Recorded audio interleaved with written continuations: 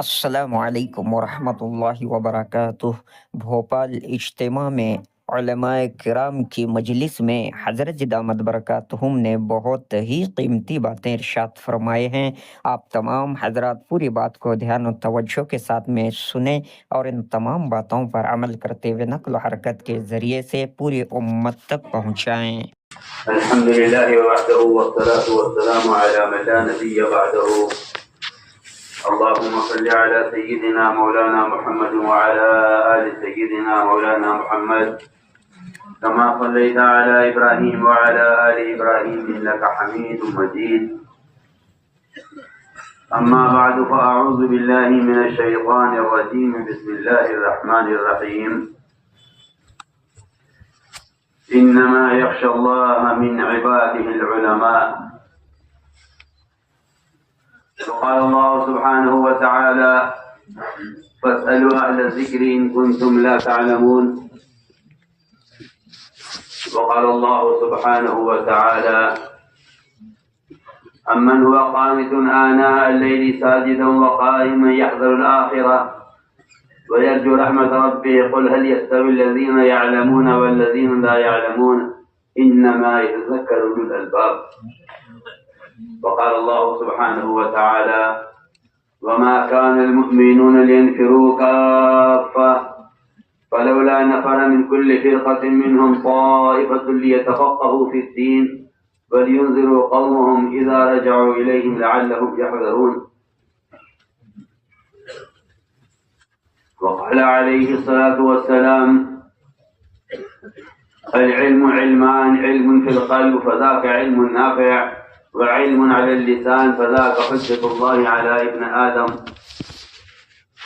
وقال عليه الصلاة والسلام أنا لكم بمنزلة الوالد أعلمكم.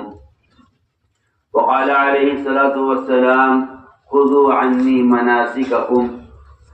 وقال عليه الصلاة والسلام صلوا كما رأيتموني أصلي أو كما قال عليه الصلاة والسلام. میرے انتہائی محترم ورثاء انبیاء، ہمارے اجتماعات میں معمول ہے کہ عام مجمع تعلیم کے حلقے قائم کیے جاتے ہیں، اس کے بعد 6 صفات کا مذاکرہ ہوتا ہے، جس میں سب سے اہم بنیادی صفت ایمان ہے۔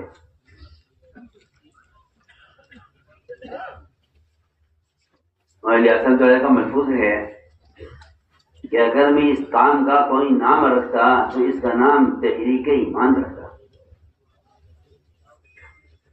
تحریک کا مطلب کوئی تنظیم نہیں جو آج کل تحریک کا مفہوم سمجھا جاتا ہے، بلکہ تحریک کا مطلب یہ ہے کہ ایمان کی تکمیل کے لیے نقل و حرکت کی جائے۔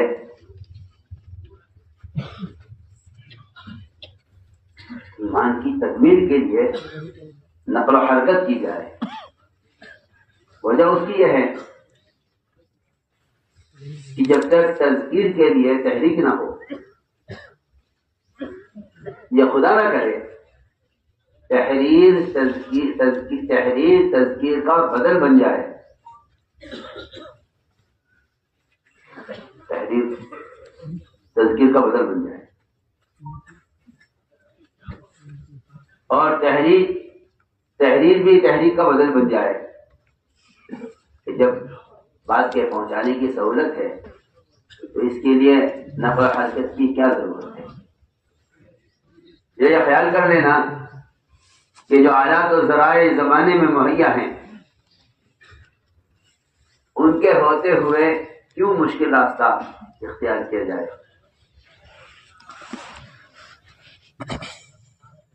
تو مجھے ایک بنیادی بات کرنی ہے کہ دعوت ایک ایسا فریضہ ہے، دعوت ایک ایسا فریضہ ہے جو بدن کے استعمال کیے بغیر ادا نہیں ہوتا۔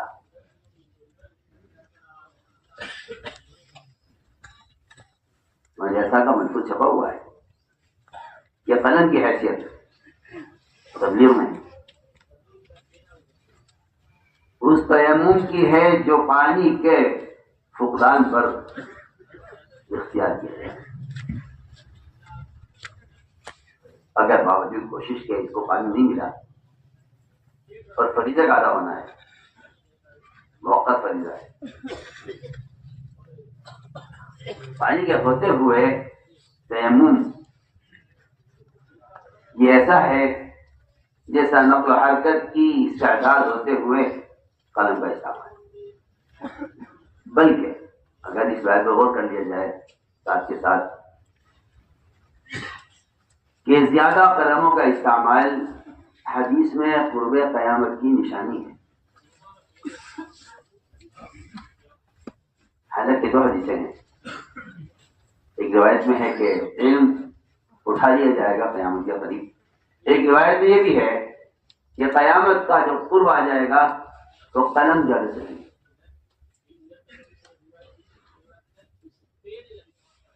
اگر اقلام کی زیادتی سے علم کا بڑھنا ثابت سمجھا جائے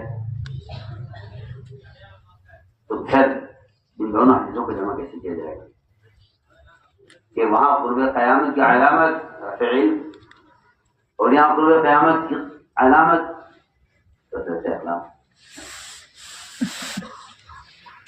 میں نے غور کیا تو یہ بات سمجھ میں آئی کہ صرف ایک آدمی کو دین کیا ہے اس کی اطلاع کر دینا یہ گویا کہ یہی صحبت والی تعلیم کا بدل ہو جائے اور یہی دین کی بات کو امت تک پہنچانے کی فضیلت کا بدل ہو جائے. جبکہ نفع تذکیر میں ہے اور تذکیر کا امر بندے کے لیے ہے. تو ہم ایک بنیاد جو اس وقت امت میں سے عام طور پر بالکل مخفی ہو کر رہ گئی ہے.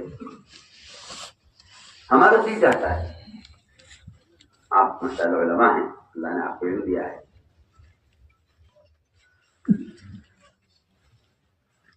بجائے تقابل اور تردید کے رخ سے سوچنے کے تفاہم اور قرآن حدیث کے عمیق معنی کی طرف متوجہ ہوا جائے. اس بات کو سمجھنے کے لیے کہ آیا ایمان کی تکمیل کے لیے کیا نقل و حرکت اور ایمان کی تکمیل کے لیے کیا دعوت خود جا کر دینا یہ کوئی ضروری لازمی چیز ہے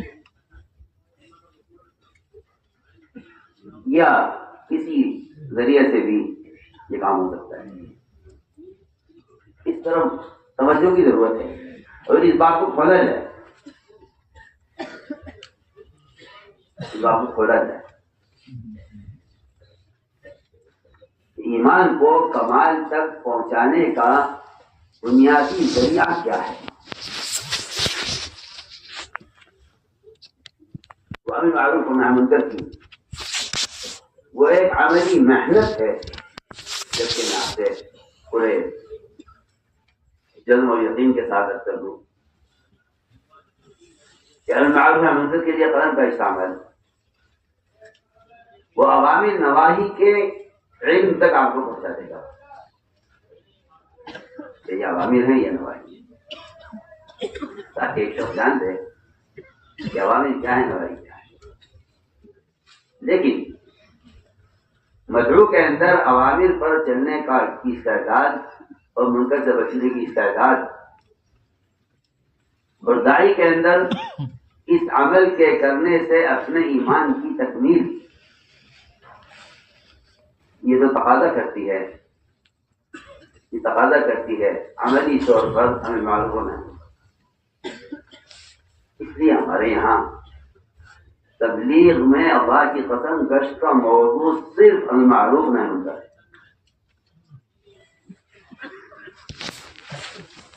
میں نے اپنی کوتا عقل اور نظر سے اخلاص کی طرف توجہ دی کہ ایسا تو نہیں ہے کہ رفتہ رفتہ رفتہ رفتہ تبلیغ میں گشت ایک ملاقاتوں کا عنوان بن کر رہ جائے.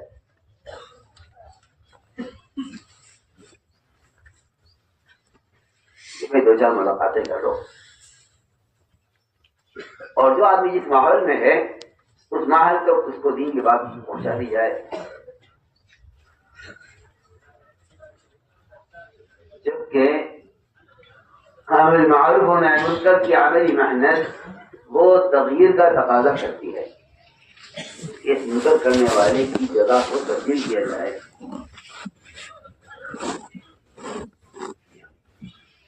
یعنی منکر کے ماحول میں ہے، اس کو منکر کے ماحول سے اس کی جگہ کو تبدیل کیا جائے. اگر ایک آدمی توبہ چاہتا بھی ہے تو اس کا صرف توبہ چاہ لینا یہ کافی نہیں ہے جب تک وہ منکر کی ظلمت سے نکل کر توبہ کی طرف نہ آئے. اس لیے کہ منکرات کے اثرات مقام پر اتنے زیادہ ہوتے ہیں کہ وہاں سے منکر کرنے والے کا اخراج بہت ضروری ہے.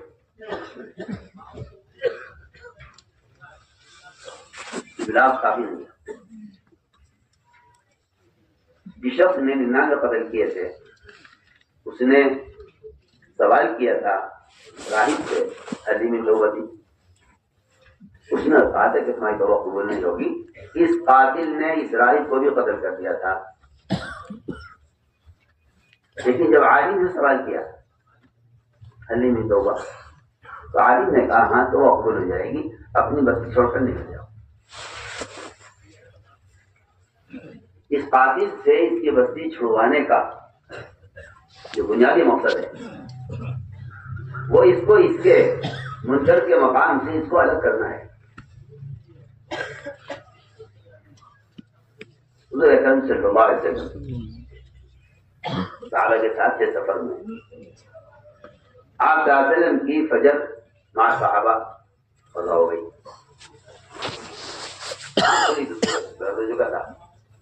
نماز قضا ہو گئی.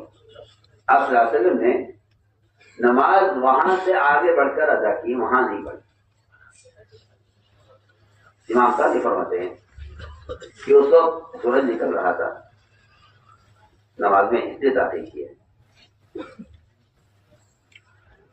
امام شافعی رحمۃ اللہ علیہ فرماتے ہیں نہیں، علت یہ نہیں ہے. علت یہ ہے کہ جس وادی میں آپ تھے اس وادی میں شیاطین کا اثر تھا. آپ نے جو صحابہ کو چلایا ہے وہاں سے وہ اس وادی کے اثرات سے نکلنے کے لیے اور آگے جا کر نماز پڑھنے کا آپ نے حکم فرمایا. امام شافعی کی جو علت ہے وہ علت یہ ہے کہ آپ صلی اللہ علیہ وسلم نے اس جگہ نماز نہیں پڑھی جہاں قضا ہوئی، وہاں سے آگے بڑھ کر نماز پڑھی ہے. اور وہ فرماتے ہیں یہ جو ہے درس بخاری میں آیا یہ ذکر، تو میں نے طلبہ سے کہا کہ دیکھو اگر کہ امام شافعی علیہ کا کے نزدیک یہاں نماز نہ پڑھنے کی علت اور وجہ یہ ہے کہ یہاں شیاطین کا ایک نمبر آپ کا اثر نہیں. بتاؤ آپ صحابہ کو اس وادی سے ہٹا دیں. میں نے پوچھا طلبا سے، میں نے کہا جہاں محلے کے محلے مسلمانوں کی ہزاروں کی آبادی کے ایسے ہیں جہاں اکثریت نماز کبھی نہیں پڑھتی، آپ کا کیا خیال ہے؟ اس کے علاوہ دیگر منکرات میں بنیادی بات کرنا چاہتا ہوں کہ تبلیغ میں گشت کا جو اصل موضوع تھا، اس لیے کہ یہ دین کے ہر شعبے کا ہمیشہ اصول رہا ہے کہ رفتہ رفتہ رفتہ رفتہ رفتہ روایتی چیزیں اس میں داخل ہو جاتی ہیں، اور جو اصل مقصد ہوتا ہے وہ حالات، زمانہ، سہولتیں، آلات ذرائع وہ رفتہ رفتہ اس کے بنیادی مقاصد کو بدلے،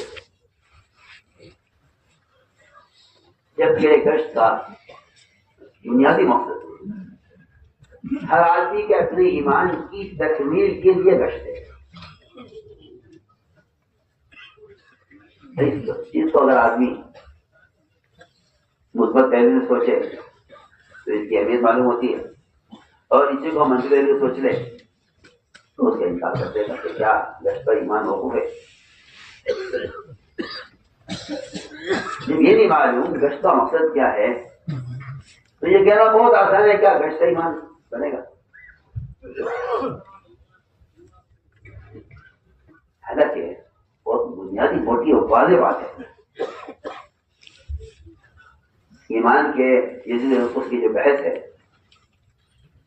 ہم اس بحث میں صرف یہاں آ کر رک جاتے ہیں کہ ہاں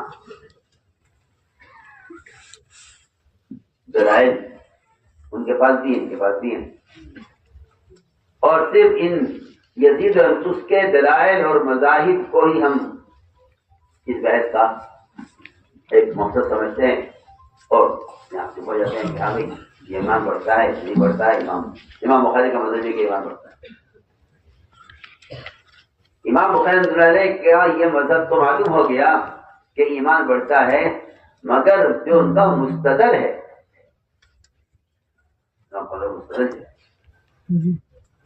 ان کا مستدل یہ ہے کہ معاذ بن جبل رضی اللہ تعالیٰ عنہ وہ لوگوں سے ملاقات کر کے کہتے تھے اجلس بنا نؤمن ساعتا، یہ معاذ بن جبل کا عمل، یہ امام بخاری کا مستدل۔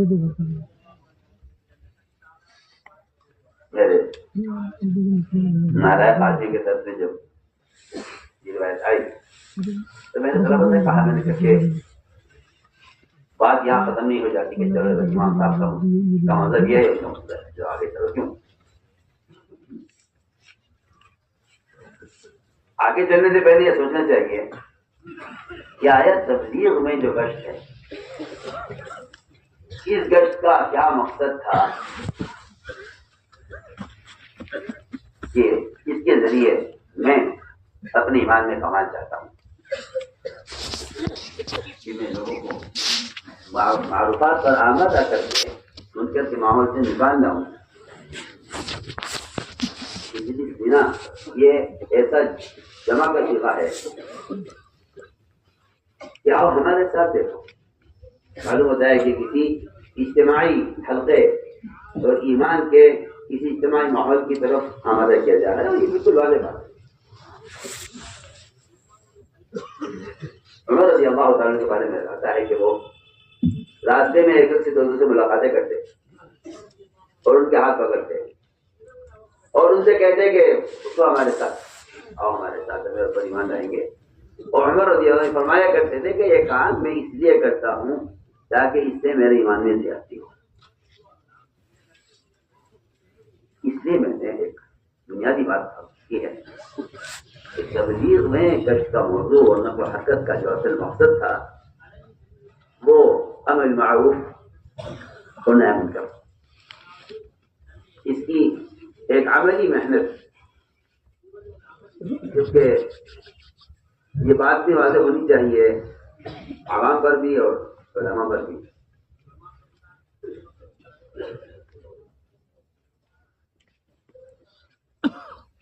کہ محض اپنی ذات سے افراد عمل کر لینا، یہ تبلیغ میں لگ کر دین سیکھ کر فارغ ہو جانا، اپنی ذات سے محض آدمی اپنی ذات سے عمل عبادت، عمل تلاوت، فرائض کی ادائیگی، نماز روزہ حج زکات اگر میں ذات سے ادا کر رہا ہوں تو یہ اس کے ایمان کی اتنا ایمان ہے جس سے اس کے فرائض ادا ہو رہے ہیں۔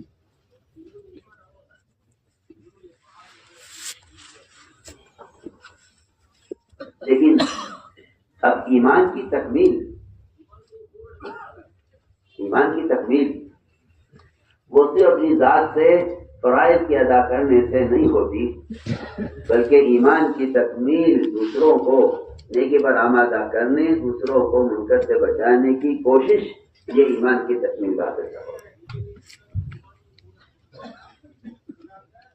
ترجمان مسلم میں پڑھ رہا تھا مولانا عالم شمس والے کی، جو اپنے زمانے کے استاد اور اساتذہ کہلاتے تھے، اور فہم حدیث میں اللہ تعالیٰ نے ان کو جو مقام دیا تھا وہ ان کے معاصرین مدینہ مرکز بیجاپور کوئی ثابت ہے۔ وہ فرماتے ہیں کہ اگر کوئی شخص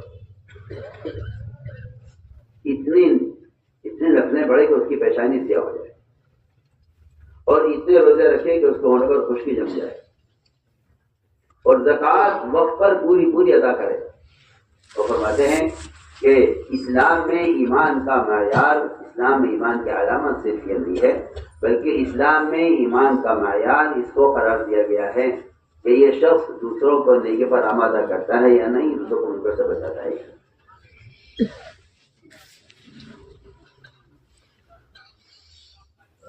میں جو اصرار ہے ہر فرد سے گشت کرنے پر، اور یہاں آ کر ایک تقابلی شکل پیدا ہو جاتی ہے کہ کیا ہم انتقامی کر رہے ہیں، کیا ہم انتقامی کر رہے ہیں، کیا ہم انتقامی کر رہے ہیں، بجائے اس کو تقابلی شکل دینے کے اس کو اس سوچ کر کیا جائے کہ ان سارے خیری کاموں کے ساتھ ایک بنیادی ایسا کام چھوٹ رہا ہے جس کی ہمیں ضرورت ہے۔ اس طرح کسی جماعت میں لگے ہوئے ساتھی کو واقعی علم کی ضرورت ہے، اس طرح علماء کو عوام تک پہنچنے کی ضرورت ہے۔ میں عرض کروں گا، ابھی تو میرا دل چاہتا ہے کہ اس گشت کو ایمان کی تکمیل کے مقصد پر لایا جائے۔ میں ایمان کے لے میں نے اس بات کی کہ بھائی ہم لوگ ایک صاحب نے کہا کہ اس سے ایمان کی تکمیل کیا کرو، میں نے کہا اس کو ایسا کرو، ایک شاید سن لو، پھر دیکھتے ہیں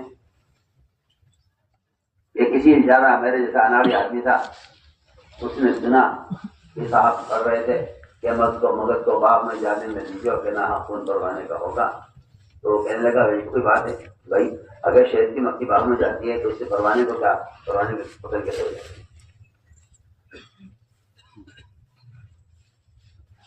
اگر مکھی باغ میں جاتی ہے تو اس سے پروانے کا قدر کیا تھا، کیا وہ پروانے کو مار دے گی کہ نہیں؟ مکھی پروانے کو نہیں مارے گی، اشکال یہاں ہوتا ہے، بہت بنیادی بات ہے، مکھی پروانے کو نہیں مارے گی، اشکال یہاں ہوتا ہے کہ کیوں کہتے ہیں آپ کے کشتے ایمان بنتا ہے، کیوں کہتے ہیں؟ میں نے کہا آپ ہماری بات کو سمجھے نہیں ہیں، جیسا آپ اس شہر پر نہیں سمجھے کہ مکھی کے باغ میں جانے سے پروانہ کیوں قتل ہو جائے گا، یہ نہیں، اس سے نہیں ہوگا، مکھی باغ میں جائے گی، وہاں سے رس چوسے گی پھلوں کا پھولوں کا، اور وہاں سے رس چوس کے چھتے میں آئے گی، چھتے میں آ کر یہاں شہد بنائے گی، اسے موم بنے گا، اس موم سے موم بتی بنے گی، وہ شمع جلے گی، اس پروانہ آئے گا، یہ پروانہ جل مرے گا، سبب یہاں سے ہوا ہے۔ تو تفصیل میں جاؤ ذرا، تفصیل میں جاؤ نا، کیا کیوں اتنی جلدی انکار کر رہے ہیں؟ تفصیل میں جاؤ کہ ایک شخص جائے گا، لوگوں سے ملاقاتیں کرے گا، ان سے بات کرے گا، انہیں تیار کرے گا، انہیں وہاں سے لے کر وہاں سے اٹھا کر یہاں مسجد چھتا میں لے کے آئے گا، جو بند میں یہاں لے کر آئے گا، یہاں ایمان کے حقوں میں طور بیٹھے گا، اس کے اندر استعداد پیدا ہوگی اللہ کے عوامی پر جان دے گی۔ یہ سمجھتا ہوں کہ اگر اس مکھی کے پھرنے سے یہاں موم کی بتی جل رہی ہے تو ان گشتوں سے یہاں ایمان کی روشنی جلے گی، اور اس پر اللہ تعالیٰ کی نسبت پر علم اور ایمان اور عمل پر جان دینے والے جان دیں گے۔ تو وہ صاحب کہنے لگے کہ جی میرا اشکال دور ہو گیا، میں سمجھ گیا ہوں کہ بات اتنی سی نہیں ہے کہ ان گشتوں سے ایمان بنتا ہے، بات یہ ہے کہ جب ان گشتوں میں صحابہ کی طرح حضرت رواح رضی اللہ عنہ نے جب کہا ایک سے چلو ایمان لائیں گے، سیدھی بات، چلو ایمان لائیں گے، جیسے کسی غیر مسلم سے کوئی یہ کہ آؤ ایمان لائیں گے، مسلمان اس مخمصے میں ہے، ایمان والوں کی مانگی دعوت ہے، وہاں بھی صحابی کو یہ اشکال ہو گیا، ایمان لا چکے آپ صلی اللہ علیہ وسلم، تو یہ صلی اللہ روا کیوں کہتا ایمان لائیں گے؟ وہ گئے جا کے رکھے رسول اللہ ابن روا ہمارے پاس آتا ہے، کہتا ہے آؤ اٹھو ایمان لائیں گے، ہم تو آپ ایمان لا چکے، یہ کون سے نیا ایمان کی طرف دعوت دینے لگا ہے؟ فرمایا کہ نہیں، ابن روا جو عمل کر رہا ہے وہ عمل اللہ کا محبوب ہے کہ یہ اللہ کے بندوں کو ایسے حلقوں میں جوڑنا چاہتا ہے جس کو دیکھا اللہ تعالیٰ فخر فرماتے ہیں۔ اور اس کے سامنے میں تو ایک مثال آپ سے عرض کر رہا ہوں،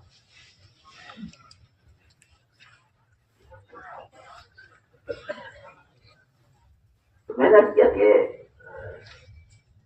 بجائے دور بیٹھ کر ان تبلیغ والوں کے عمل کو دیکھ کر اشکال کرنے کے، ہمارا دل چاہتا ہے کہ آپ ذات کا علم تازہ ہے، آپ علم کی روشنی میں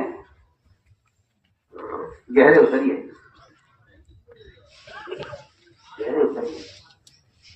تو دیکھیے اتر کہ کیا یعنی کیا عمیق مقاصد ہیں، یہاں تک ابھی تک ذہن اور سوچ وہاں تک نہیں پہنچ رہی ہے۔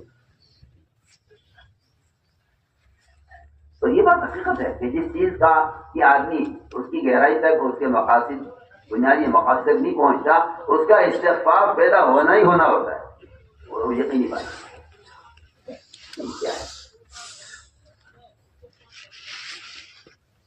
آگے لکھا ہے مولانا نے ترجمہ سننا میں کہ ایمان کی تکمیل مجموعی کی اصلاح پر موقوف ہے، ایمان کی تکمیل مجموعی کی اصلاح پر، ایمان کی تکمیل مجموعی کی اصلاح پر موقوف ہے۔ ہم نے کیا کہ یہ ملاقاتیں، یہ خود بنا من ساعتن، اجلس بنا من ساعتن، تعال بنا من ساعتن، یہ جو محنت ہے اس کا اصل مقصد یہ تھا کہ اس سے ہم اپنے ایمان کی تکمیل ایمان میں کما جاتے ہیں، لیکن ایمان کی تکمیل ہمیں معلوم ہے منکر کی عملی محنت میں ہے، اور وہ عملی محنت اس عملی محنت کے لیے گشت ہے، اس عملی محنت کے لیے ہمارے ساتھ ہمارے ساتھ چلو ہمارے ساتھ اپنے پر ایمان لائیں۔ میں نے کیا کہ ہمارے یہاں سماج میں اس وقت یہ معمول ہوتا ہے، اس بات کا مذاکرہ ہوتا ہے، اسے پہلے جو صفت ایمان ہے۔ اللہ تعالیٰ نے قرآن میں علماء کو اپنی توحید کے بیان کرنے میں ملائکہ کے بعد پہلا درجہ دیا ہے۔ اللہ تعالیٰ اس کا ملائکہ، اس کے بعد پہلا جو درجہ ہے علماء کا،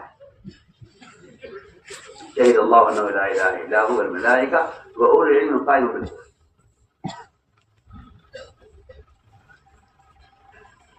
اور یہ بات اس وقت امت میں عام ہے کہ اللہ تعالیٰ کی توحید کا ایک تصور ہے ذہنوں میں، جس کو لوگ سمجھتے ہیں کہ یہ توحید ہے، جبکہ علماء نے لکھا ہے کہ احکام کا علم بذات مقصود نہیں ہے، احکام کا علم عمل کے لیے مقصود ہے، جو چیز بذات مقصود نہیں ہے اس سے فراغت ہو جائے گی، جو بذات مقصود نہیں ہے اس سے فراغت ہو جائے گی، لیکن جو چیز بذات مقصود ہے اس سے فراغت نہیں ہوگی۔ توحید کا بیان کرنا بذات مقصود ہے، احکام کا علم عمل کے لیے مقصود ہے۔ جب آدمی احکام کا علم حاصل کر لے گا تو اس سے عمل کا اس سے جب آدمی احکام کا علم حاصل کر لے گا تو اس سے عمل کا مطالبہ ہے، عمل کا مطالبہ ہے۔ کیا سے بازو ہو گئے، اب اندر کے علم سے نماز پڑھیے، اندر کے علم سے روزہ رکھیے، اندر کے علم سے زکات دیجیے، اندر کے علم سے آپ سارے اعمال سارے افعال اندر کے علم سے کیجیے، آپ علم سے فارغ ہو گئے۔ لیکن توحید سے مومن کو فراغت نہیں ہے کہ اللہ تعالیٰ کی وحدانیت کا بیان کرنا بذات مقصود ہے۔ امت کے جو عقائد بگڑتے ہیں اور اس کی بنیادی وجہ یہ ہے کہ روزانہ کوئی وقت ہر مسلمان کے لیے اللہ کے توحید کو سننے یا بولنے کا یہ معمول اب یہ ختم ہو گیا ہے. گویا ایمانیات وہ ایک کورس ہے جس سے ہم گزر چکے ہیں. پڑھانے والے بھی گزر جاتے ہیں، پڑھانے والے بھی گزر جاتے ہیں. جبکہ میں نے عرض کیا کہ ایمان اللہ کی توحید کا بیان کرنا یہ بالذات مخصوص ہے، کیونکہ ساری میجوں کا مدار توحید پر ہے.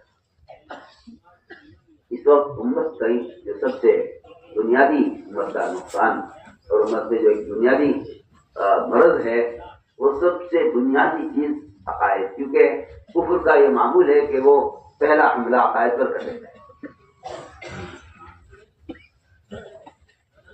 اور میں ساتھ رکھ سکتا ہوں کہ میں آپ سمجھتے ہو کہ ہاں آدمی مسلمان ہے، وہ تو ساتھ بیٹھ کر حال دیکھ کر معلوم ہوتا ہے کہ یہ آدمی اندر سے اس کا کیا حال ہے. ابھی جماعت والے کام کر رہے تھے مسکرات ایک علاقے میں، گھر میں جماعت داخل ہوئی تو مسلمان کے گھر میں بلکہ اس کے مسجد کے مؤذن کے گھر میں ایک بت واقع تھا مجسم.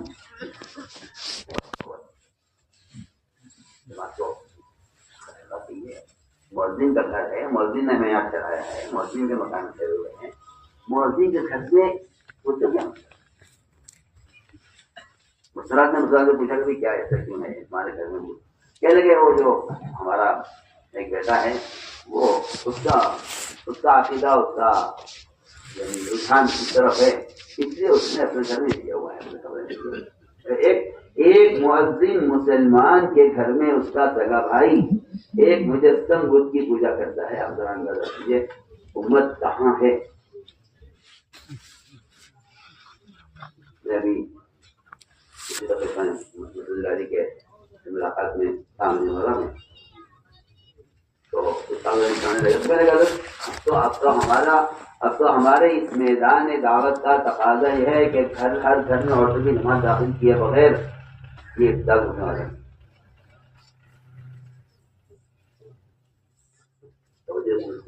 میں نے یہ صورت حال کیونکہ جب تک عوام اور علماء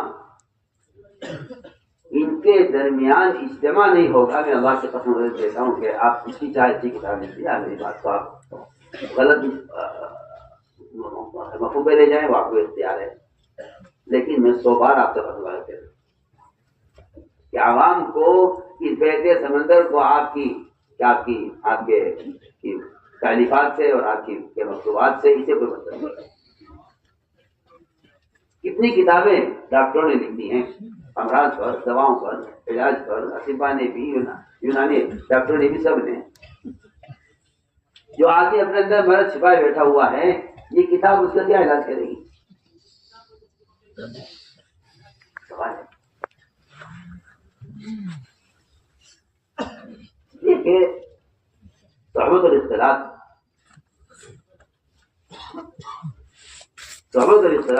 وہ ایک ایسا بنیادی چیز ہے وہ کہ اس کا کوئی بدل نہیں ہے، اس کا کوئی بدل نہیں. آپ جتنی چاہے آسان سے آسان کتاب ہے، بے شک جو آدمی عمل کا طالب ہے وہ اس سے استفادہ کر سکتا ہے، اس سے بھی اس کو طریقہ عمل معلوم ہوگا. استعداد عمل تو صحبت سے حاصل ہوگا، طریقہ عمل معلوم ہوگا. بہت سے لوگ اسے طریقہ جاننے ماننی پڑتے ہیں. ہم نے کیا کہ اس نقل و حرکت کا جو اصل مقصد تھا وہ تو امت کو ایمان اور صحیح عقیدے پر لانے اور اس عمل کے ماحول میں رکھ کر اس میں معروفات کی استعداد پیدا کرنا تھا. اصل یہ بتانا نہیں تھا کہ دین یہ ہے. میں نے جب غور کیا سیرت میں وہاں جو چیز ملتی ہے وہ عمل کرنے والوں کے ساتھ عوام کا رہنا. میں اور ثقیف کو مشین میں ٹھہرا کر اور کبھی انکسان کو مشین میں باندھ کر اور چور کو مشین میں رکھ کر اصل تعلیم اس بات کی تھی کہ یہ اس کے اندر عمل کی استعداد پیدا کرنی ہے اور اس کے اندر سے اس گناہ کی کا تقاضا ختم کرنا ہے. اس نے آپ سے آ کر سوال کیا کہتا مجھے زنا کی اجازت دیجیے. آپ نے اس کو مسیح بٹھا کر سمجھایا. وہ کہتا ہے کہ میرے دل میں زنا کی نفرت پیدا ہو. صرف بتا دینا کہ حلال حرام کیا ہے. اگر یہ بتلا دینا صحبت کے بغیر نہیں ہے اور ماحول کے بغیر نہیں ہے. اس لیے میں تو ساتھ بات کرتا ہوں کہ مدارس کا قیام وہ ایک ایسا بنیادی فریضہ ہے کہ جس کے بغیر وہ رجال تیار خدا کی قسم نہیں ہو سکتے جو باہر جا کر اس عوام کے ارتداد کے بہتے سمندر کو روک سکیں. یہ مسئلہ نہیں ہوتا. جو رجال تیار کیے جاتے ہیں اگر وہ ان اسلام کے قلعوں سے تیار نہیں ہو رہے ہیں.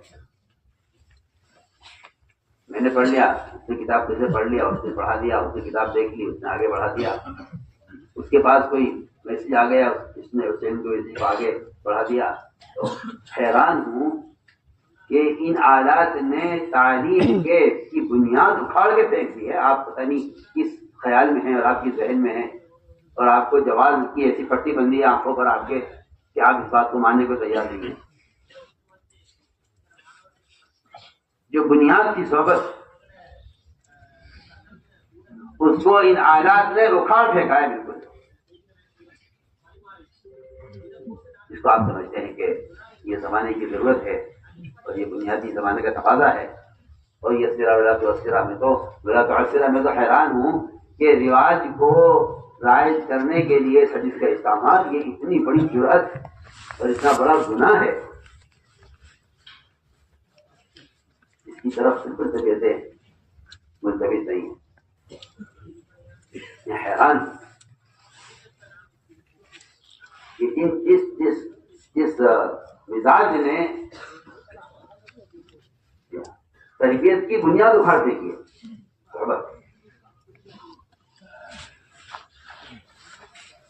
وہ ایک ایسی لازمی چیز ہے.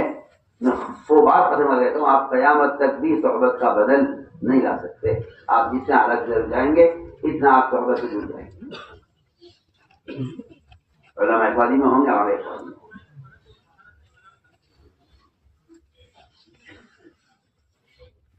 ہمارا جو اصل مقصد تھا وہ کہ علماء عوام کے جہل کا خود مشاہدہ کریں, ڈاکٹر مریض کے مرض کا خود معائنہ کریں. آپ صلی اللہ علیہ وسلم نے لفظی بیان فرمائی ہے, شاشد کی روایت ہے, جیسے خبر پر معائنہ.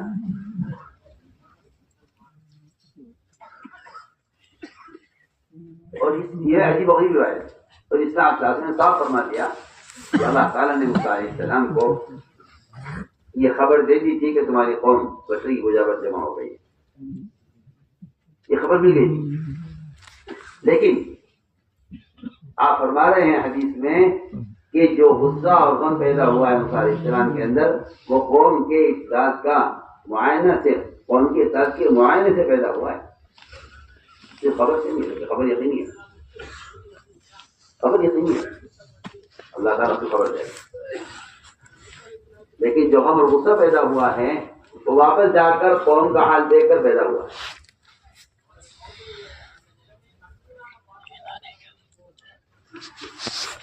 یہ جو رتبہ اور نفر کا جو مقصد تھا وہ یہ تھا کہ علماء اور عوام یہ عوام کے ماحول سے نکلے اور ان کو 4 مہینے علماء کی صحبت کو انہیں ملے. اس لیے کہ یہ بات بالکل واضح ہے کہ عوام کو اتنی مدت علماء کی صحبت, اتنی بڑی تعداد عوام کی انہیں کسی ادارے میں صحبت کا موقع مل جائے, یہ اتنے عوام کو کا احاطہ یہ نظام نہیں کر سکتا. اگر کر بھی سکتا ہو تب بھی یہ بات, یہ روایت اس بات کی مقتضی ہے کہ آپ جا کر قوم کا حال دیکھیں.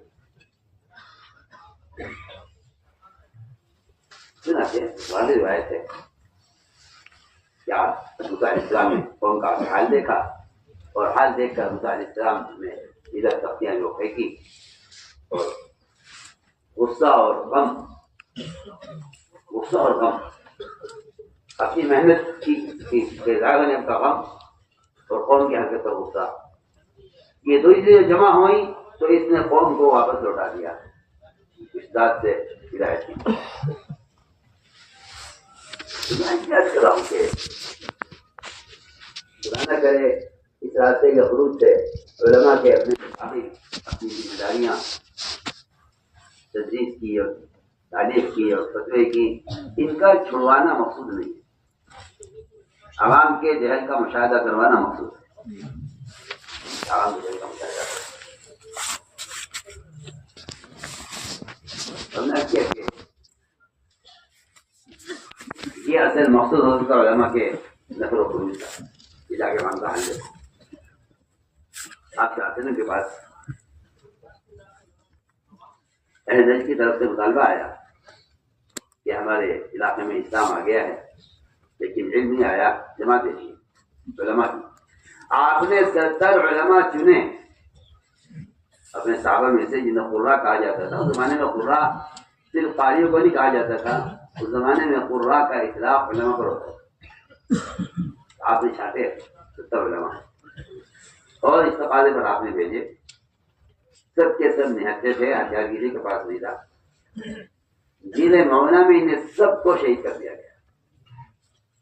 ان 70 علماء کے خروج کا مقصد صرف وہاں کے لوگوں کو دین کی تعلیم دینا اور وہاں کے عوام کے جہل کا علاج کرنا، اس کے علاوہ نکلنے کا کوئی مقصد نہیں۔ میں نے غور کیا کہ بغیر کسی معرکے، بغیر کسی جو ہے موطن یا کسی بغیر کسی جنگ میدان جنگ کے اور بغیر دفاعی افغانی قتال کے علاوہ سب سے ہٹ کر جبکہ لوگوں کا خیال یہ ہے کہ بھئی یہ خروج کے اور غزوات کے اور جہاد کی آیتوں کو استعمال کرتے ہیں، جبکہ حد یہ ہو گئی ہے کہ جہاں واقعی قتال ہو رہا ہے، جہاں واقعی غزوہ ہو رہا ہے، جہاں واقعی کفر اسلام کے درمیان جنگ ہو رہی ہے، وہاں بھی اعظم حضرت نے میدان قتال میں تعلیم کا حلقہ ثابت کیا ہے۔ کتنے صحابہ کو تعین کر دیا جاتا ہے کہ آپ حاضر کی خدمت میں یہ تم یہاں رہنا، اس درمیان کوئی آیت نازل ہو، کوئی حکم نازل ہو، آپ سے کوئی بات فرمائیں تو تم محفوظ کرنا، ہم میدان میں ہوں گے۔ میں سمجھتا ہوں کہ شاید جس طرح میدان قتال میں نماز کی ترتیب بدل جاتی تھی دو جماعتوں میں ہو کر صلاۃ خوف کی، اتنا اہتمام تعلیم کا میدان قتال میں ہو رہا ہے جہاں جہاں تو بنی ہوئی ہے، اتنا اہتمام تعلیم کا کہ یہ وقت ایسا نہ ہو گزر جائے کہ آپ سے کوئی بات فرمائیں اور تو تم یہاں رہو، جو تم سمجھو وہ ہمیں بتانا، تاکہ ہم اتنی دیر کے لیے بھی ہم علم سے اور احکام سے ہم بے خبر نہ رہیں، جاہل نہ رہیں۔ تو میں نے عرض کیا کہ اصل تو مقصد یہ تھا خروج کا، تعلیم اور امت کے کو اصلاح سے روکنا، جہالت سے نکالنا امت کو، اصلاح سے روکنا امت کو، یہ خروج تھا۔ اور خروج کا اصل مقصد یہ تھا کہ امت اصلاح سے نکلے اور امت جہالت سے نکلے، اصل خروج کا مقصد یہ تھا۔ اسی لیے قرآن نے نفر کو جو جوڑا ہے، قرآن نے اصل تعلیم کے ساتھ جوڑا ہے۔ فَلَوْلَا نَفَرَ مِنْ كُلِّ فِرْقَةٍ مِّنْهُمْ طَائِفَةٌ لِيَتَفَقَّهُوا فِي الدِّينِ، اور یہ یتفقہوا ایسا جو ہے لازم لائے ہیں، لفظ لازم استعمال کیا ہے، لیتفقہوا،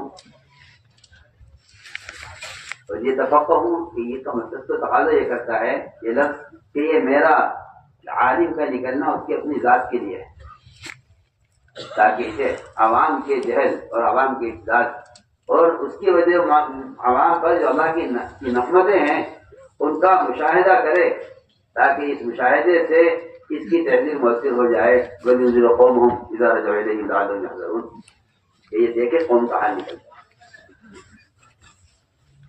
اور یہ جو فقہ نہیں فرمائے، یہ تفقہ فرمایا، تو جانتے ہیں کہ لازم ہے اپنے لیے۔ میں تو کہا کرتا ہوں کہ جو ڈاکٹر مریضوں کے درمیان میں رہتے ہیں، انہیں امراض اور امراض کی دواؤں کا اتنا استحضار ہوتا ہے کہ وہ بہت جلدی دوا کی حفاظت کرتے ہیں۔ جو علماء عوام کے درمیان میں رہتے ہیں انہیں عوام کے امراض کا، ان کی روحانی بیماریوں کا، ان کے فاسد عقائد کا، اس کے علاج کا اتنا استحضار ہو جاتا ہے کہ وہ آسانی کے ساتھ ان کو مسئلہ بتلانے میں، فتویٰ دینے میں اور ان کو سنبھالنے میں۔ ایک افسوس کی بات یہ ہے کہ عوام ایک میدان میں ہیں، ایک وادی میں ہیں، اور عوام علماء ایک وادی میں ہے، عوام ایک وادی میں ہے۔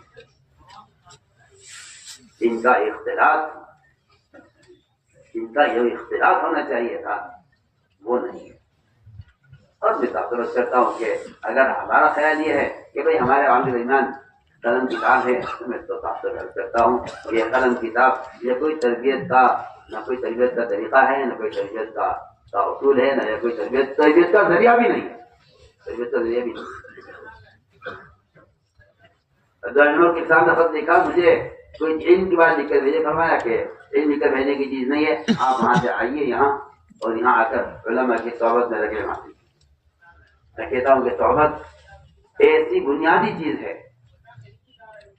ہر چھوٹے کو اپنے بڑے سے ہر حال میں رجوع ہونا چاہیے۔ کیوں؟ ایک مثال کرتا ہوں۔ ایک صاحب نے قرآن پڑھا تو یہ نے کہا صحیح القرآن ہے، انہوں نے کہا تم غلط پڑھ رہے، نہیں میں صحیح پڑھ رہا ہوں، میں غلط پڑھ رہا ہوں۔ دوسرے قرآن پڑھا، اس کو سنا، کہا تم تو غلط پڑھ رہے۔ دونوں کو پکڑ کر لے گئے سید القرآن ابن کعب رضی اللہ تعالیٰ عنہ، انہوں نے کہا یہ قرآن غلط پڑھ رہے، یہ غلط پڑھ رہے۔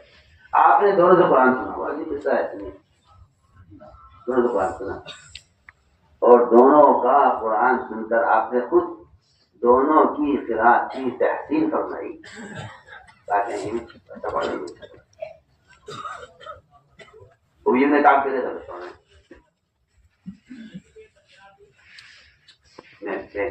صحبت اور ہر کام میں چھوٹوں کا بڑوں سے ربط رہنا، میں اس کی اہمیت رکھ کر رہا ہوں۔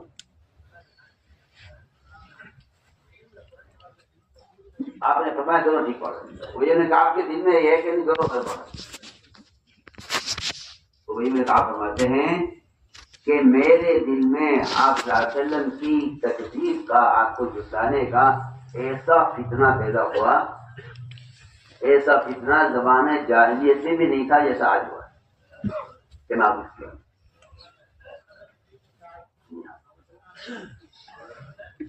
یہ بہت نازک قصہ ہے اور یہ بہت عبرت کا اور بہت توجہ دینے کی بات ہے۔ یہ میں آپ کی تکلیف کرتا ہوں، ضرورت پڑ رہے ہیں کیونکہ وہی میرے کام کے پاس قرأت کا جتنا علم ہے وہ کیا ان کے پاس ہے، اور اپنے علم کی بنیاد پر ان کی دونوں کی قرأت کو غلط کیا دیا، دونوں غلط۔ فرماتے ہیں کہ جب میرے دل میں اتنا پیدا ہو گیا کہ میں آپ کو اطلاع دوں، تو آپ صلی اللہ علیہ وسلم سمجھ گیا ہے کہ ابئی کے دل میں شک ہے۔ آپ فرماتے ہیں آپ نے میرے سینے پر ہاتھ رکھا تو میرے آپ کے ہاتھ رکھتے ہی میں سر سے لے کر پیر تک پسینہ پسینہ ہو گیا، اور میرے اذعان اور یقین کا حال یہ تھا کہ میں اللہ تعالیٰ کو اپنی آنکھوں سے دیکھ رہا تھا۔ تو آپ نے دیکھا کہ اب اس کا دل سے یہ فتنہ نکل گیا ہے اور یہ شک دور ہو گیا ہے۔ تو آج میں نے اللہ تعالیٰ سے دعا کی تھی کہ اللہ میری امت تو بہت امی ہے، ان پڑھ ہے، اگر تم نے ایک طرح سے قرآن کے پڑھنے کا حکم دے دیا ان کے لیے مشکل ہو جائے گی، تو ان کو 7 طرح پڑھنے کی اجازت ہے۔ تو یہ سب تعارف کی جو حدیث ہے اس کا اصل موقع یہ تھا، آپ نمایا اللہ بہن نے 7 طرح پڑھنے کی اجازت دے دی ہے، یہ بھی صحیح پڑھ رہی ہے۔ یہ اتنی بڑی بات جو ہوئی ہے صرف صحبت کی وجہ سے ہوئی ہے، ورنہ وہی بات کرنے سے کیا بڑا کہ آپ کا جو سرکار ہے وہ آپ کا وقت ذکر کا نہیں ہے کہ آپ نوز باللہ آپ کے پاس علم نہیں ہے یا آپ کو سیکھنا ہے، نہیں، اس کی بنیادی وجہ یہ ہے. یہ زمانے کا حادثہ یہ ہے کہ ہر عالم عالم نہیں. اگر ہر عالم عالم ہو جائے تو امت سے جہل ایسا ختم ہو جائے گا جیسے ہر مالدار اگر ذکی ہو جائے تو امت سے فقر ختم ہو جائے. آسان ہے. اگر صرف امت زکات دے دے اغنیا دنیا کے تو دنیا سے فقر ختم ہو جائے. ہماری آتی ہے کہ حافظت جو درکار ہے اس کی امت کو شدید ترین ضرورت ہے. اس لیے حضور اکرم صلی اللہ علیہ وسلم نے اپنے علم میں اور اپنی علم کے جو ہے اپنے درس میں صرف حصہ تعلیمی کا نہیں رکھا. آپ صلی اللہ علیہ وسلم کی صحبت میں رہ کر جو آگے کے علم حاصل کر رہے ہیں فرماتے کہ میں آپ سے لوگ تو خیر کے بارے میں سوال کرتے میں خیر کے بارے میں سوال کرتا ہوں کس نے کیا پہچائیں گے جب کیا پہچائے گا. تو وہ بھی تھے بعض صحابہ جو آج کی صحبت میں رہتے تھے اور وہ مختلف علوم میں تخصصات اور آگے کے علم پر حاصل کرتے تھے. آپ صلی اللہ علیہ وسلم کے درمیان تھے اور آپ بیان فرما رہے تھے. اس بیان کے دوران دروازے پر ایک آدمی آیا اور اس نے وہیں سے آواز دے کر کہا عالم دین یا رسول اللہ. آپ نے یہ نہیں خیال کیا کہ یہ تو اسلام میں نیا ہے، اسے عقائد کی خبر نہیں ہے، اس کو تو کسی کے حوالے کرتے ہیں اپنے مطلب کہ اس کو پڑھا دے سمجھا دے. آدمی کیا کہہ رہا ہے یا یہ فرماتے کہ بھائی تم بعد میں آنا دیا مشغول ہے. آپ نے اپنے تمام علماء صحابہ کو اس طرح متوجہ کرنے اس کی اہمیت بتانے کے لیے آپ ممبر سے اترے. بیان آپ نے درمیان میں ختم کیا اس کی آتے ہی اور آپ گئے اور جا کر دروازے پر آپ تشریف فرما ہوئے. وہیں آپ کے لیے کرسی لائے کہ فائد ہوئے کے تھے اس پر آپ بیٹھے اور آپ نے بیٹھ کر اس نئے عربی کو اسلام کے فرائض کا خود سکھلائے. یہ سمجھتا ہوں کہ آپ کا یہ فیض عوام تک نبی بذات خود،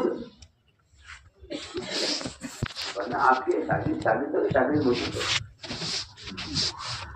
اور اس کا کوئی سوال ایسا چڑھا نہیں تھا کہ جس سے کہ آپ کا کی ضرورت پڑتی ہے. عمر رضی اللہ تعالیٰ ممبر سے اس طرح خیات دکھلاتے تھے جیسے کسی بچے کو جو بات دکھلائی جاتی. کوئی حال نہیں. اللہ تعالیٰ غریق رحمت کرے ہمارے والے کو. وہ آدمی اتنا گہری نظر رکھنے والا تھا کہ یہ بات میں بطور تشکر یاد کرتا ہوں کہ جن لوگوں کا لمبا ہماری اساسی طوروں سے گزرا ان کی نظریں اتنی گہری تھی اس کام کے متعلق کہ اللہ نے ان سے بڑے بڑے کام بھی لیے ہیں. حالانکہ ان کے معاصرین نے بھی بعد میں ان کی بات سے اتفاق نہیں کیا، لیکن ان کی نظریں بہت دور رس اور بہت گہری تھی. وہ یہ فرما گئے کہ اگر مکاتب کا جال نہ بچھایا گیا اور علماء نے مکاتب کو نہ قائم کیا تو انقلاب ہر جگہ داخل ہو جائے گا سوائے مساجد کے. کہاں داخل ہوتے ہوتے قیامت ہو جائے گی. یہ اس طرح اشارہ ہے کہ جن عوام کے راستے سے انقلاب باطل کا آئے گا اگر ان کا تعلق مساجد سے ہے. اسی لیے امام المحدثین ابو ہریرہ رضی اللہ تعالیٰ عنہ کا اور میں آج کل چکا ہوں امام القیامہ جبل کا ان کا جو گشت ہے بازار میں عام لوگوں کے لیے کہ آؤ ہمارے ساتھ چلو ہمارے ساتھ، بلکہ کھلے بازار سے تعلیمی گشت کر کے لوگوں کو مسجد میں تعلیم کے لیے بھیجا. اتنا کر دیا کہ مسجد میں تعلیم کا الخور ہے تم بازار میں ہو. جو لوگ جھانک کر واپس چلے گئے یہاں کوئی میرا تقسیم نہیں ہے ان کو دوبارہ بھیجا. یہ سارے اعمال ہمارے لیے طریقہ کار ہے. اس لیے میری درخواست ہے کہ علماء حضرات سے درخواست یہ ہے کہ عوام کے ذہن کا خود بنایا اور عوام اور علماء کے درمیان جو ایک خلا ہے اور ایک دوری ہے، یہ ابھی جب تک ختم نہیں ہوگی ہم نہیں سمجھتے کہ عوام کی تربیت و اصلاح ہو سکتی ہے. اور یہ میں صاف عرض کرتا ہوں کہ یہ آپ کو 10 منٹ مسجد میں دے دیں، اللہ تعالیٰ میری رحمت کرے. مولانا بروق صاحب حضرت رحمۃ اللہ علیہ کو وہ 1 منٹ کے مدرسے سے چاہتے یہ تھے کہ کم سے کم ان عوام کا جو جہل ہے فرائض سے اور اللہ کے احکام سے یہ ختم ہو جائے. سب کے سب کے طریقہ کار کے مقاصد اتنے متقارب ہیں اور اتنا آپس میں متماثل ہیں، لیکن بعض والوں نے جو اس میں فصل پیدا کیا ہے اس کی وجہ سے بلا وجہ کے جو ہے شکوک و شبہات پیدا ہوتے ہیں. ورنہ آپ جناب پیچھے جائیں گے آپ دیکھیں گے کے بعد مجھے سمجھ کہ طریقہ جو ہے علم تو ثانی کا اور طریقہ کار میں تعلیم ثانی کی طریقہ کار میں کیا اسے کیا مطلب ہے طریقہ کار میں یہ وہ طریقہ کار اختیار کرو جس سے علم امت کے عموم میں آئے. میں کہتا ہوں بازاری طرح کو یہ اسلام کے قلعے ہیں اور یہ دین کے وہ تلے ہیں جن کی جڑیں نیچے لمبی زمین بھی ہیں، لیکن آگے جو تنے ہیں ان تنوں کے ساتھ جو شاخیں ہیں ان شاخوں کے ساتھ جو ٹہنیاں ہیں ٹہنی کے ساتھ جو پتے ہیں یہ عوام ان پتوں کی طرح ہیں. اگر یہ ترتیب نہیں ہے کہ مدارس کے علماء کا تعلق مساجد سے، مساجد سے تعلق علماء کا اور وہاں سے عوام کا تعلق، اگر یہ سلسلہ نہیں ہے تو میں تو آپ سے آپ کو برا نہ لگے کہ صرف مدارس کا قیام وہ کافی نہیں ہے جب تک یہ متخرجین کا تعلق مساجد سے نہ ہو. تعلیم اس لیے ہے کہ عوام کے درمیان پھر کر ان کے ساتھ رہ کر وہ جو ہے عوام کی مزاج سے ایک مناسبت ہو جائے. اور بلکہ میں تو سمجھتا ہوں کہ اس خروج کے اصل مقصد یہ تھا کہ عوام کو اس طرح سکھانے کی مشغول ہو جائے، عوام سکھانے کی مشغول ہو جائے. اس لیے ہماری ساری بات کا خلاصہ یہ ہے کہ عوام کے ذہن کا علماء سے مشاہدہ بھی کروانا ہے. اور دوسری اگلی بات یہ بھی ہے کہ جب عوام کے ذہن کا حال دیکھتے ہیں تو اس سے بھی دلوں کے اندر فکر اور غم اور میں تو عرض کرتا ہوں کہ خشیہ بھی چیزیں پیدا ہوتا ہے کہ کیا کیا ایسی چیزیں ہیں کہ جس سے جو چیز عوام کی گمراہی کا اور عوام کی بے دینی کا سبب بن رہی ہے اس کا بھی مشاہدہ علماء کو کرنا چاہیے. عالم تو اسے کہتے ہیں جس کے دل میں واقعی اللہ تعالیٰ کا خوف ہوتا ہے. یہ تو قرآن نے صاف کر دیا کہ اللہ سے ڈرنے والے ہی علماء ہوتے ہیں. میں بلکہ اچھا تھا کہ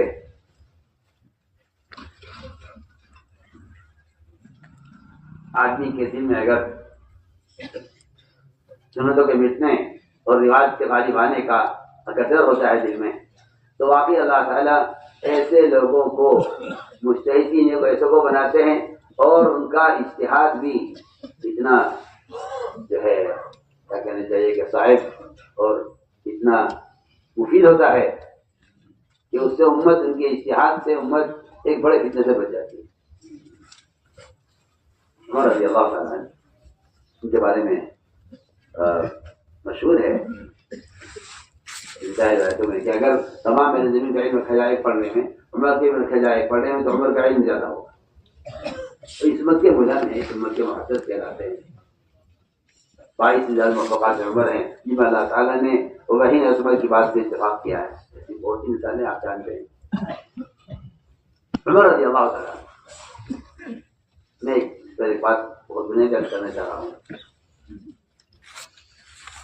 کہ طبیعتیں سب کی وہ زمانے زمانے کے ساتھ ساتھ رواج کی طرف مائل ہیں. جو سنت طریقہ تھا تعلیم و تعلم کا وہ بڑی تیزی کے ساتھ ختم ہو رہا ہے، جس کی میں بنیادی واقعات کر چکا ہوں. کعب رضی اللہ تعالیٰ عنہ کا، عمر رضی اللہ تعالیٰ عنہ کوئی سمجھ کے نہیں کہ ملہم ہیں. ایک مرتبہ ایک صاحب نے نماز پڑھائی اور سورہ کافرون میں پتہ ہی بات ہے، اگر قاری بھول جائے تو کوئی اس کو رکما دے دے، فرض ہو سنت ہو قرآن ہو جو بھی کرائے ہو کر وہ عادت کے آئے تو اس کو رکما دے دے کر لے گا. اگر یہ بھول کسی ایسی اتفاقی طور ہو جاتی تو کوئی بات ہی نہیں تھی. حضرت نے پوچھا کہ کیوں بولے، کیا ہوا؟ میں نے کہا کہ عمر وہ میں نے شراب پی ہوئی تھی، اس کا نشہ دماغ پر تھا اثر، اور پھر نماز کا وقت آ گیا شراب ہلا لی تو پیچھے گئے. بہت بات ہے خود کا اشرف قوم کہ میں تو قوم میں سب سے زیادہ شراب پینے والا تھا. لیکن ایک مرتبہ صرف شراب کے نشے کے اثر سے امام کو سورہ کافرون بھول ہوئی اور عمر کو وہاں چڑھ گئی کہ اس کو حرام کرو. عالم ہوتا ہے جو نفع کی ضرورت کی، جس کے لوگ عادی ہیں، نفع کی ضرورت کی اور جن کے لوگ عادی ہیں وہ اس کی قباحتوں کو اور اس کے اندر کیا چیز ایسی غلط ہو سکتی ہے وہ اس کی تلاش میں رہتا ہے، یہاں تک کہ کوشش میں پڑ جاتا ہے کہ یہ چیز حلال بھی ہے، جائز بھی ہے، ضرورت کی بھی ہے، لوگ اس کے عادی بھی ہیں، اس میں نفع بھی ہے، لیکن اس کا عبادت پر ہی اثر پڑ رہا ہے، اس کو حرام کرنا چاہیے.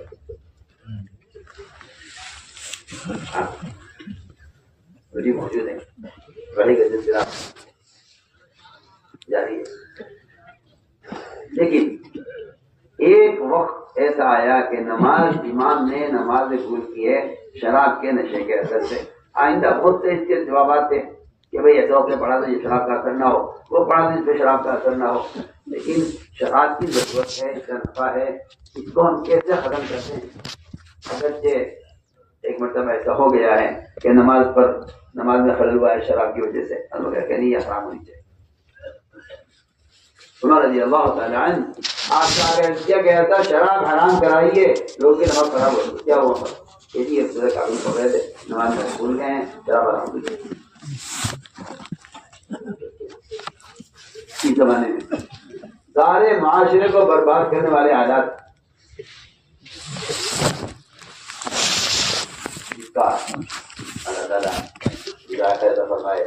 ہمارے علماء بعض زیادہ کہیے کہ یہ موبائل نہیں ہے، میزائل ہے. جو تباہی ایک میزائل لا سکتا ہے اس جیسے تباہی کا آلے آپ کے آلے. اور کیونکہ حیا ختم ہو گئی ہے، اس لیے علم اور علم دونوں آگے بڑھ چل رہے ہیں اور لوگ سمجھتے ہیں کہ وقت کی ضرورت ہے. کہ واقعی مستحیل تو وہی ہو سکتا ہے جس میں خشیہ ہو. جس دن میں خشیہ نہ ہو، میری آپ یاد رکھیے گا، وہ ایسا عالم مجتہد نہیں ہوتا، اپنے اجتہاد میں خطا کرے گا. اگر خشیہ نہیں ہے اور متبع سنت نہیں ہے اور سلف کے طریقوں سے ہٹ کر ایک بار برابر چلنا نہیں چاہتا، اللہ تعالیٰ ایسے لوگوں سے کوئی شانی کام لے سکتے ہیں اور ایسے لوگوں سے دین کی بات کر سکتے ہیں. لیکن خدا نہ کرے اگر دل میں خشیہ نہیں ہے تو میں آپ کا کرتا ہوں کہ اگر خشیہ نہ ہو تو آدمی اپنے معلومات اور اپنے دلائل سے گمراہ ہو بھی سکتا ہے، گمراہ کر بھی سکتا ہے.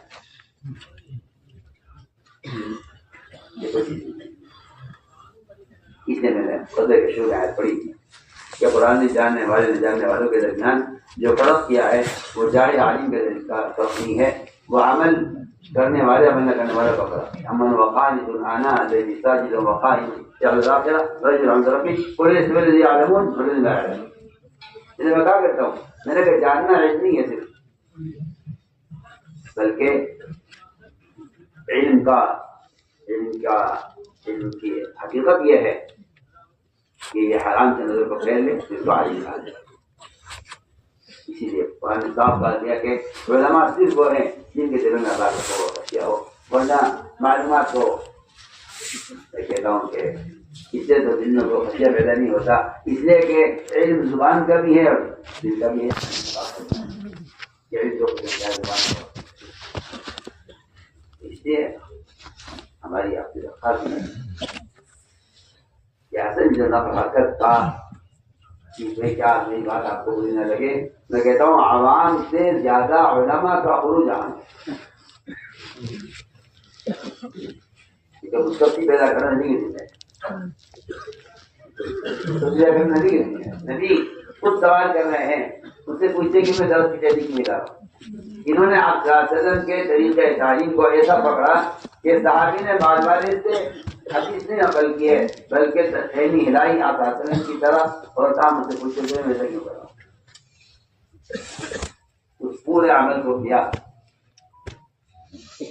اللہ تعالیٰ نے یہ بتانے کے لیے کہ آپ سے مجھ سے حدیث کا بیان کیا تھا تو آپ نے بھی رس پینے کو ایسے ہلایا تھا جیسے میں ہلا رہا ہوں، اور آپ نے مجھ سے فرمایا کہ پوچھتے کیوں نہیں، میں نے آپ سے پوچھا تھا، میں تم سے پوچھتا ہوں۔ دیکھیے نبی کی بات کو نقل کرنے کے لیے ان سارے افعال کو کیا ہے انہوں نے صحابی نے جو آپ بتاتے ہیں، تاکہ تعلیم کا جو نظام ہے وہ رواج کی طرف نہ جائے بلکہ سنت کی طرف آئے۔ اس سے سب کرتے ہیں کہ علماء کا خروج عوام سے زیادہ اہم اور ضروری ہے تاکہ یہ نکل کر عوام کے جہل کا مشاہدہ کرے۔ اس لیے حضور اکرم صلی اللہ علیہ وسلم نے تین مرتبہ دہرایا اپنے جملے کو، یہ تو علماء جاہلوں کو دین سکھلائیں ورنہ علماء کو دنیا میں سزا دوں گا۔ تعجیل عقوبت کی دھمکی علماء کے لیے، اس آیت سے صرف علماء مراد ہے۔ اگر عوام ہوتے اس آیت کا اگر کہنا چاہیے کہ شاہ نزول یا اس سے مراد عوام ہوتے تو پھر اس کی کوئی ضرورت ہی نہیں تھی کہ ایک بار کی نہ نکلے۔ ماں کان المؤمنون یذکروا کافہ کہ امام والے سے ایک بار کی نہ نکلے، اس کی ضرورت ہی نہیں تھی، اس لیے کہ عوام پر دین کے شعبوں کی کوئی ذمہ داری نہیں ہے، دین کی ذمہ داری علماء پر ہے۔ اس لیے قرآن نے یہ کہا ہے کہ تو علماء پر دینی اور ذمہ داریاں بھی ہیں، اس لیے قرآن نے کہا ہے کہ علماء نکلے سب، لیکن ایک بار کی نہ نکلے، باری نہیں، اس سے علماء مراد ہے۔ علماء کو چاہیے کہ وہ نکلے لیکن باری نکلے، اس لیے کہ تجدید کا کام، فتوے کا کام، تعلیم کا کام، خطابت، امامت، بڑی ذمہ داری آپ اس میں ہے۔ یہ کہنا تو میں کہتا ہوں اس سے حماقت سے بڑی جہالت کوئی نہیں ہے کہ کوئی کہ یہ کام افضل ہے، یہ کام افضل ہے، اس سے بڑا جائز کوئی نہیں۔ سوال افضل افضل کا ہے ہی نہیں، میرے نزدیک یہ بحث ہی غلط ہے، یہ جھگڑا ہی دنیا کی ضرورت ہے کہ کون سا کام افضل ہے۔ میں کر سکتا ہوں اللہ اکبر، دین کا کوئی کام دوسرے دین کے کام کے مقابلے میں افضل مفضول کبھی نہیں ہوتا۔ وہ تو بات صحیح تھی کہ بعض مرتبہ حال کا امر ایسا ہوتا ہے کہ اس کو اس وقت کے حالات کی وجہ سے مقدم کرنا پڑتا ہے، تقدیم و تاخیر کا صرف مسئلہ ہے، افضل مفضول کا کہیں مسئلہ ہوتا ہے۔ بہت آپ سے بنیادی رکھا کہ لڑنے کی ضرورت ہی نہیں ہے، لڑنے کی ضرورت ہی نہیں ہے، کیونکہ مسئلہ تقدیم و تاخیر کا ہے، افضل مفضول کا نہیں ہے۔ میں مثال عرض کرتا ہوں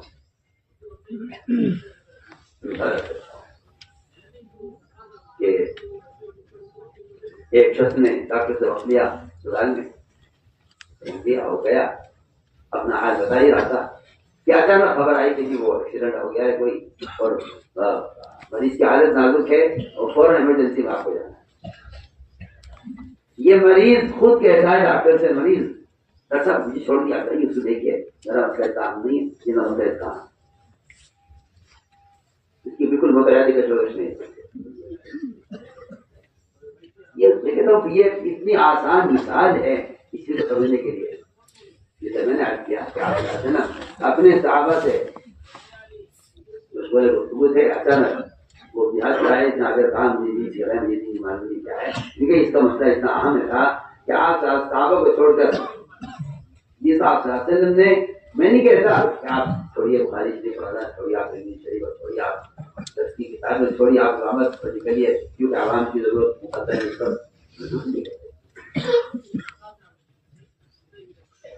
میں عرض کرتا ہوں کہ آپ متبادل کا انتظام کریں،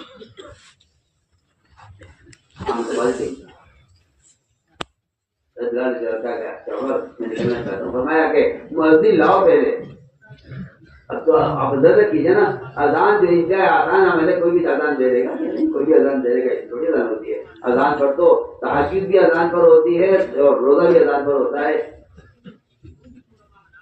اذان پر روزہ ہوتا ہے، بلال کی اذان پر آپ کو روزہ بند کرنا ہے، ان کی اذان پر آپ کو روزہ کھولنا ہے، اذان تو کے بارے میں تو فرمایا کہ مؤذن تو یہ تو قابل اعتماد ہی ہونا چاہیے، اپنا متوازی لاؤ پہ جا کے تلاش کیا مؤذن ایسا جو معتمد ہو اور پکڑ کے لائے صاحب قرض کو کہا جی انہوں نے آپ راستے میں زمانے میں عبد میں انہوں نے اذان کی ہے، یہ پرانے مؤذن ہیں، ان کو جگہ مؤذن کے خلاف کیا کون ایسے بیوقوف تشکیل کرنے والا ہوگا، وہ کہے گا یہ تو کام چھوٹا ہے، یہ کام بڑا ہے، آگے کام چھوڑیے، کام کیجیے۔ میرے نزدیک بحث افضل مفضول کی نہیں ہے، میرے نزدیک تو بحث یہ ہے کہ اگر کوئی ایمرجنسی مریض آ گیا ہے تو اس کے بارے میں آپ کیا کریں گے۔ اللہ تعالیٰ خیر دے ہمارے مفتی شبیر صاحب کیونکہ ماشاء اللہ پرانوں کے ساتھ رہے ہیں اور وہی ایک سادہ مزاج ہے، ایک بڑی اہم مطلب پیشہ کے اس کے لیے علماء سے بیٹھے اور کر رہے تھے، اچانک ایک شخص بالکل پینٹ شرٹ میں بالکل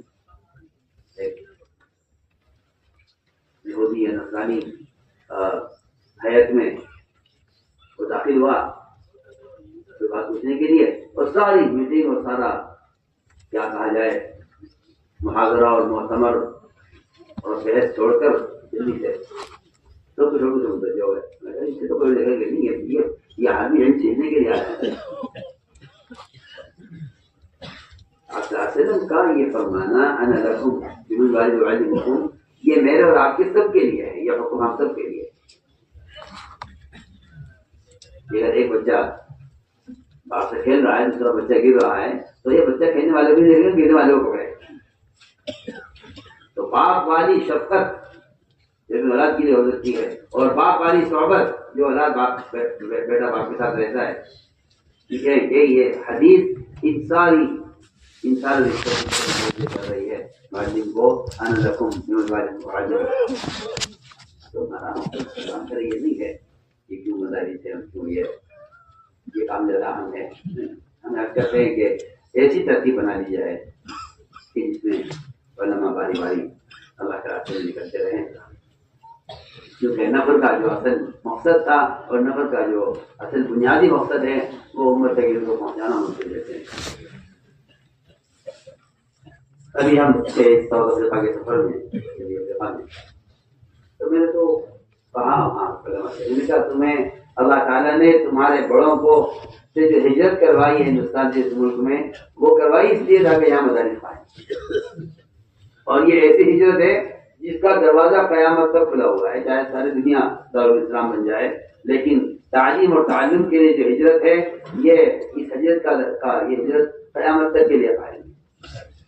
لیکن جہاد ونیت، یہ میں کہتا ہوں کہ اس سے بڑا جہاد کوئی نہیں ہے، اور اس سے زیادہ ہجرت کی فضیلت، اپنے دین کو بچا کر نکلنے سے زیادہ بڑی ہجرت کسی علاقے میں دین کو قائم کرنے کی ہجرت کرنا ہے۔ تو بالکل شکر آپ سے کہہ رہا ہوں، کوئی آدمی دار کفر سے ہجرت کر لے، اس سے زیادہ ہجرت کی فضیلت اور اہمیت اس شخص کے لیے ہے جو امن دار اسلام سے ہجرت کر رہا ہے کسی ابتداء و کفر کے ملک میں مدارس قائم کرنے اور مقاصد قائم کرنے کی۔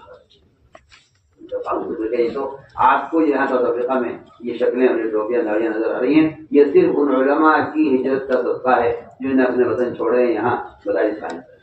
اور ہم تو سال کے علماء سے سوال کرتے ہیں کہ بتائیے آخر خروج میں کہاں کہاں مدارس کے قائم کرنے کا نظام بنا کر وہاں کے ذمہ داروں کو وہاں کے مالداروں کو متوجہ کیا ہے. اللہ تعالیٰ جزائے خیر میں ہمارے وہاں سے مدنی مجھ سے فرمانے لگے کہ میرے حضرت جو مقصد آپ کا ہے قیام مدارس، اس کے بغیر میں کہتا ہوں اللہ کی قسم نہ علم باقی رہ سکتا ہے، نہ اللہ مجھے معاف فرمائے، نہ علم باقی رہ سکتے ہیں اگر یہ مدارس کا قیام، اگر یہ مدارس کا قیام. تو اس بات سے حیران ہوں کہ کوئی شخص مدرسے کے بغیر علم حاصل کر کے اور اپنی معلومات کے امتحان دے کر وہ سمجھے کہ میں عالم ہو گیا ہوں.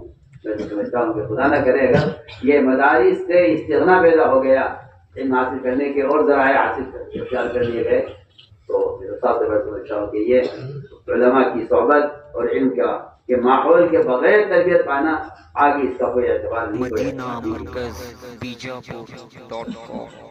میرے نزدیک دو چیزیں بہت ہیں، یہ قیام مدارس اور ایک علماء کا عوام کی طرف انتقال، عوام کی طرف جہل سے بچائے. جواب سے وسلم نے 3 مرتبہ فرمایا کہ علماء جاہلوں کو دین سکھلائیں ورنہ علماء کو دنیا میں سزا دوں گا. علماء نے کہا یا رسول اللہ ہم سمجھ گئے ہیں، ہمیں 1 سال کا موقع دیجیے، جہاں جہاں اسلام پہنچ گئی پہنچا.